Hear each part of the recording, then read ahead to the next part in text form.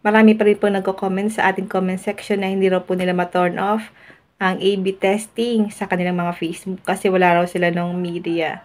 So ito po yung part 2 kung paano po natin mato-turn off ang ating A/B testing sa ating mga Facebook. Marami po kasi guys nag-comment dito sa ating comment section. Ganito lang po ang gagawin natin. Sa mga hindi po nila ma-turn off ang kanilang A/B testing, sundin niyo po ito. Ito po yung part 2 natin. Tap lang natin ang Facebook. Ipapakita ko lang sa inyo guys bago tayo mag-post ng Reels video.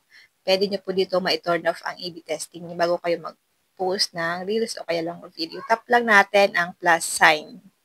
Tap natin ang Reels. Halimbawa guys, mag-post lang tayo. Then tap natin itong video natin. Then tap natin guys ang next. Halimbawa lang ito guys kapag mag-upload tayo ng mga video. Then dito, describe your reel. Ilalagay mo lang dito yung title ng inyong reels, then maglagay kayo ng hashtag. Para maipakita ko sa inyo guys, kung saan natin pwedeng ma-turn off ang A/B testing kung wala kayong media. May no-comment po kasi nito guys sa ating comment section. Maraming hindi nakakapag-turn off ng A/B testing nila. Ito po yung part 2 natin.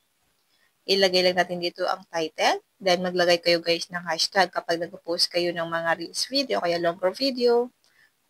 Dito mga hashtag na pwede natin gamitin. Depende rin yun guys, yung hashtag natin sa video natin. Ayan. Then tap nyo yung camera or yung picture doon. Dito kasi guys, pwede tayo dito mamili ng magiging thumbnail natin.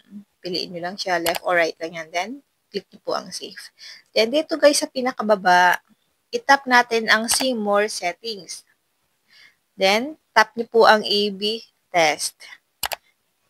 Tap natin ang auto A/B testing. Dito nyo po guys pwedeng ma-turn off kapag naka-turn on ang A/B testing nyo sa inyong mga Facebook.